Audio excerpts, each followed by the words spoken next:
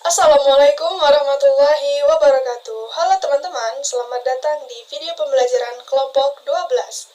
Perkenalkan, nama saya Nisa Aulia Salsabila dengan NIM 215911144. Di sini saya akan menjelaskan materi mengenai pelaksanaan evaluasi dan laporan hasil evaluasi dari hasil belajar. Teman-teman, adapun materi yang akan kita bahas pada video pembelajaran kali ini, yang pertama mengenai pelaksanaan evaluasi, kemudian monitoring pelaksanaan evaluasi, dan yang ketiga yaitu bentuk laporan hasil evaluasi dari hasil belajar. Perlu teman-teman ketahui bahwasanya dalam pelaksanaan evaluasi, biasanya ada 3 teknik yang digunakan. Yang pertama yaitu tes tertulis, kemudian ada tes lisan, dan yang ketiga yaitu tes perbuatan. Sebelumnya, teman-teman sudah tahu belum apa sih itu pelaksanaan evaluasi? Jadi, pelaksanaan evaluasi artinya bagaimana cara melaksanakan suatu evaluasi sesuai dengan perencanaan evaluasi, baik menggunakan tes tertulis, tes lisan, tes perbuatan, ataupun non-tes. Perlu teman-teman ketahui bahwasannya ada beberapa ragam yang dapat digunakan untuk memperoleh informasi mengenai hasil belajar siswa. Pemilihan ragam evaluasi harus disesuaikan dengan tujuan evaluasi, waktu yang tersedia, tugas yang dilakukan siswa, dan materi yang telah diajarkan. Secara umum, ragam evaluasi dapat dibedakan menjadi teknik tes dan teknik non-tes. Nah, jadi gimana sih teknik pelaksanaan tes dan teknik pelaksanaan non-tes? Yang pertama, tes tertulis. Dalam melaksanakan tes tertulis, ada beberapa hal yang perlu mendapat perhatian. Yang pertama, agar dapat mengerjakan soal tes, para peserta tes harus mendapatkan ketenangan. Seyogyanya, ruang tempat berlangsungnya tes dipilihkan yang jauh dari keramaian, kebisingan, suara hiruk-pikuk, dan lalu lalangnya orang. Kemudian, ruangan tes harus cukup longgar, tidak berdesak-desakan, dan tempat duduk diatur dengan jarak tertentu yang memungkinkan tercegahnya kerjasama yang tidak sehat di antara para peserta. Yang ketiga, ruangan tes sebaiknya memiliki sistem pencahayaan dan pertukaran udara yang baik. Jika dalam ruangan tes tidak tersedia meja tulis atau kursi yang memiliki alat tempat penulis, maka sebelum tes dilaksanakan, hendaknya sudah disiapkan alat berupa alas tulis yang terbuat dari triplex, hardboard, atau bahan lainnya, sehingga para testi atau para peserta tidak harus menuliskan jawaban soal tes yang telah diletakkan di atas paha sebagai alat tulisnya. Yang kelima, agar peserta dapat memulai mengerjakan soal tes secara bersamaan, hendaknya lembar soal-soal tes diletakkan secara terbalik sehingga tidak memungkinkan bagi para peserta untuk membaca ataupun mengerjakan soal lebih awal daripada teman-teman yang lainnya. Kemudian, dalam mengawasi jalannya tes, pengawas hendaknya berlaku wajar. Dan sebelum berlangsungnya tes, hendaknya sudah ditentukan terlebih dahulu sanksi yang dapat dikenakan kepada peserta yang berbuat curang. Poin selanjutnya, sebagai bukti mengikuti tes, harus disiapkan daftar hadir yang harus ditandatangani oleh seluruh peserta tes.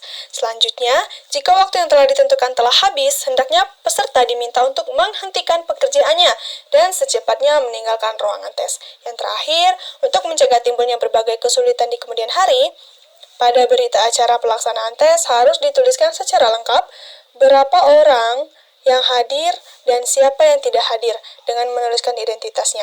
Dan apabila terjadi penyimpangan-penyimpangan atau kelainan-kelainan, harus dicatat dalam berita acara pelaksanaan tes tersebut. Oke teman-teman, itulah penjelasan mengenai teknik tes tertulis. Bagaimana, sudah paham? Jika masih ada yang belum dipahami, silakan tulis di kolom komentar. Next, kita bahas mengenai teknik pelaksanaan tes lisan. Beberapa petunjuk praktis ini kiranya dapat dipergunakan sebagai pegangan dalam pelaksanaan tes lisan. 1. Sebelum tes lisan dilaksanakan, seyogyanya guru atau evaluator sudah melakukan inventarisasi sebagai jenis soal yang akan diajukan kepada peserta dalam tes lisan tersebut. Yang kedua, setiap butir soal yang telah ditetapkan untuk diajukan dalam tes lisan itu juga harus disiapkan sekaligus pedoman ataupun jawaban yang benarnya. Yang ketiga, jangan sekali-kali menentukan skor atau nilai hasil tes lisan setelah seluruh peserta menjalani tes lisan. Skor atau nilai hasil tes lisan harus sudah dapat ditentukan di saat masing-masing testi ataupun para peserta selesai di tes. Yang keempat, tes hasil belajar yang dilaksanakan secara lisan hendaknya jangan sampai menyimpang atau berubah arah dari evaluasi menjadi diskusi. Yang tak kalah penting yaitu pertanyaan-pertanyaan yang diajukan dalam tes lisan hendaknya dibuat bervariasi, dalam arti bahwa inti persoalan yang ditanyakan itu sama, namun cara pengajuan pertanyaannya dibuat berlainan atau beragam. Next, kita bahas mengenai teknik pelaksanaan tes perbuatan. Dalam melaksanakan tes perbuatan, ada beberapa hal yang perlu diperhatikan oleh para guru atau evaluator. Yang pertama, guru harus mengamati dengan teliti cara apa yang ditempuh oleh para peserta dalam menyelesaikan tugas yang telah ditentukan. Yang kedua, agar dapat dicapai kadar objektivitas setinggi mungkin, hendaknya para guru atau evaluator jangan berbicara atau berbuat sesuatu yang dapat mempengaruhi para peserta yang sedang mengerjakan tugas tersebut. Yang ketiga, dalam mengamati peserta yang sedang melaksanakan tugas, hendaknya evaluator ataupun guru telah menyiapkan instrumen berupa lembar penilaian yang di dalamnya telah ditentukan hal-hal apa saja yang harus diamati dan memberikan pensil. Oke teman-teman, itulah tadi penjelasan mengenai teknik-teknik dalam tes tertulis, tes lisan, ataupun tes perbuatan. Selanjutnya kita akan membahas mengenai monitoring pelaksanaan evaluasi. Pada submateri ini ada 3 hal yang akan kita bahas. Yang pertama yaitu apa sih fungsi pemantauan, kemudian siapa saja sasaran pemantauan, dan yang ketiga teknik dan alat pemantauan. Yang pertama yaitu fungsi pemantauan. Pemantauan memiliki 2 fungsi pokok, yaitu untuk mengetahui kesesuaian pelaksanaan program dengan perencanaan dan untuk mengetahui seberapa pelaksanaan program yang sedang berlangsung dapat diharapkan akan menghasilkan perubahan yang diinginkan. Yang kedua yaitu sasaran pemantauan. Hendaknya dalam sasaran pemantauan kita dapat menemukan hal-hal berikut ini. Yang pertama, sejauh mana pelaksanaan program telah sesuai dengan rencana program. Kemudian, sampai sejauh mana pelaksanaan program telah menunjukkan tanda-tanda tercapainya tujuan program. Yang ketiga, apakah terjadi dampak tambahan yang positif meskipun tidak direncanakan. Yang keempat, apakah terjadi dampak sampingan yang negatif, merugikan, atau kegiatan yang mengganggu. Yang ketiga, teknik dan alat pemantauan. Teknik pengamatan partisipatif dengan menggunakan lembar pengamatan, catatan lapangan, dan alat perekam elektronik. Kemudian teknik wawancara secara bebas atau terstruktur, dan teknik pemanfaatan data analisis data dokumentasi seperti daftar hadir, satuan pelajaran, dan sebagainya. Selanjutnya, kita akan membahas mengenai bentuk laporan hasil evaluasi belajar. Yang pertama yaitu pengertian laporan. Nah, teman-teman sudah tahu belum apa sih pengertian dari laporan? Jadi, laporan adalah suatu bentuk penyampaian berita, keterangan, pemberitahuan, ataupun pertanggungjawaban yang baik secara lisan maupun secara tulisan. Kemudian, bagaimana sih bentuk laporan ataupun format laporan dari hasil evaluasi hasil belajar? Perlu teman-teman ketahui bahwasanya bentuk laporan hasil evaluasi hasil belajar siswa itu dapat bervariasi tergantung pada kebijakan dan pedoman yang diterapkan oleh masing-masing lembaga pendidikan. Namun, umumnya laporan hasil evaluasi hasil belajar siswa mencakup informasi sebagai berikut.